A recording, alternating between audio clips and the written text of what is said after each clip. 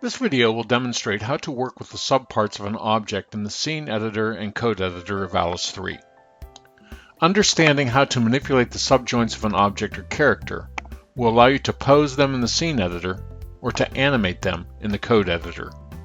In Alice, a 3D model class defines objects having an internal skeletal system consisting of joints.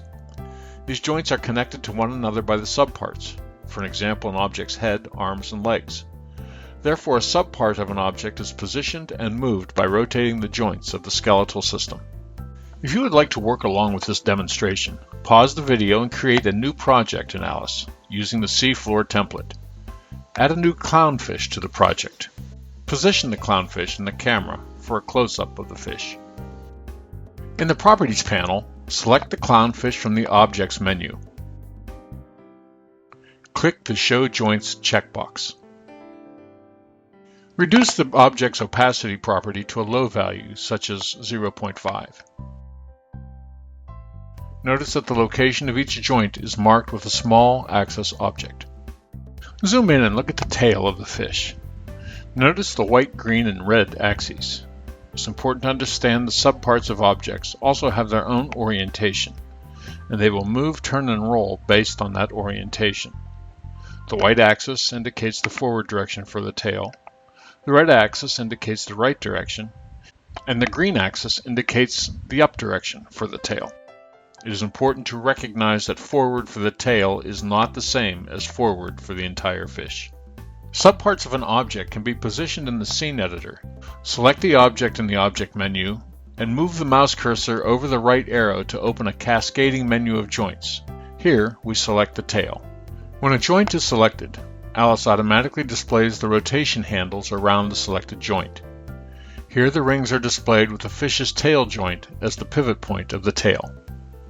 Now the rings can be used to rotate the tail into the desired position. The same process can be used to position other joints and their subparts of an object. Remember to use the Undo button whenever you put a subpart into a position or orientation you do not like. From the Props gallery, find and add the treasure chest object to this scene. Watch as we select the treasure chest lid from the Objects menu, and use the handles to open and close the lid.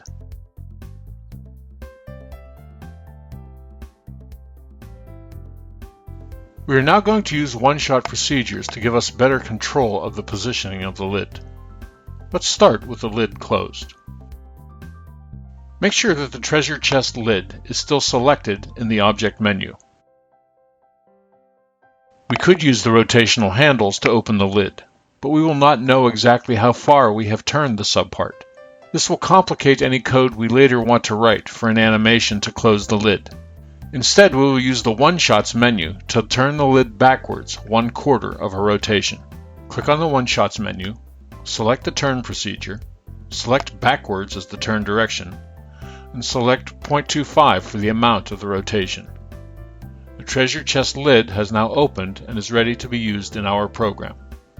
Now we will demonstrate how to position the subparts of an object in the code editor as part of an animation.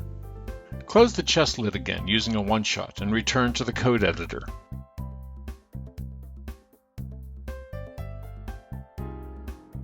From the Object menu in the code editor, select the treasure chest from the drop-down menu and drag over to the subpart menu arrow.